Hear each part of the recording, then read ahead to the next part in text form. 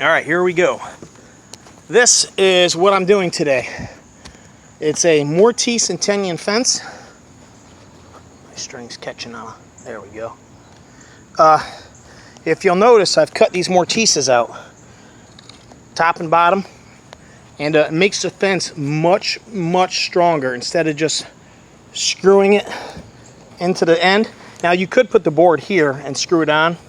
That's kind of the cheap way of doing it. This is much stronger and it gets a nicer, much better look. The pickets will go on the outside here, but it'll be nailed to this, and they're not just a 4x4 screwed into the post. These are actually set in, each one of them. There's a 2x6 on the bottom and a 2x4 on the top. My mortises are nice and tight. I let this lumber dry out a little bit, put it in the top of the shed so it would bake dry. That way when the moisture loses, it doesn't shrink. Or I mean, it doesn't, yeah, it'll shrink up and the boards will get loose. I got my joints nice and tight. So that is what I am doing today. It's Monday, and can't really tell how straight it is, but it's good and straight, and they're all set in. We had 3 days of rain, so I'm behind schedule. I couldn't do the concrete in the rain. Each one of these posts, if you'll notice, there's a line right there. Each one of these posts is 2 foot into the ground, at least 24 inches, with a sack of concrete around the outside. The depth of the board is more important than the concrete. The deeper it is, the better. You want at least 2 foot to the ground.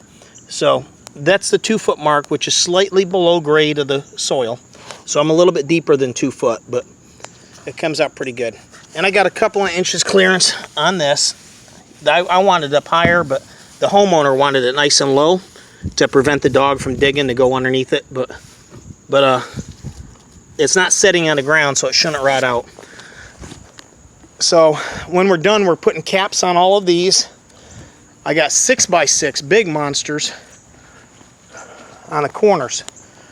And you can tell I've actually offset the mortises. The mortises are not in the center of these 6x6s. They're to the forward. I had to put these forward like this on the side. That way they would line up with the 4x4s, because my line posts are 4x4s. If I put these in the center, it would have actually been crooked.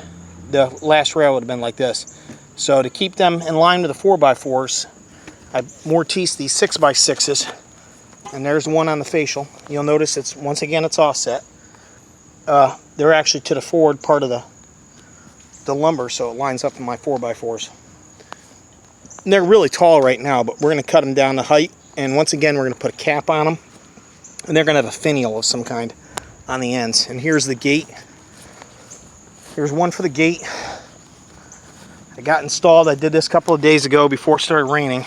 But we had 3 hard days of rain, and it put us behind schedule. So how's it looking, Kenny? You got it straight? Yeah, we looking good over here. All right. Yep, right. So we'll have this done hopefully in 2 days, and then I'm heading to North Carolina to put a sprinkler system in. So I'll make a video of that one too.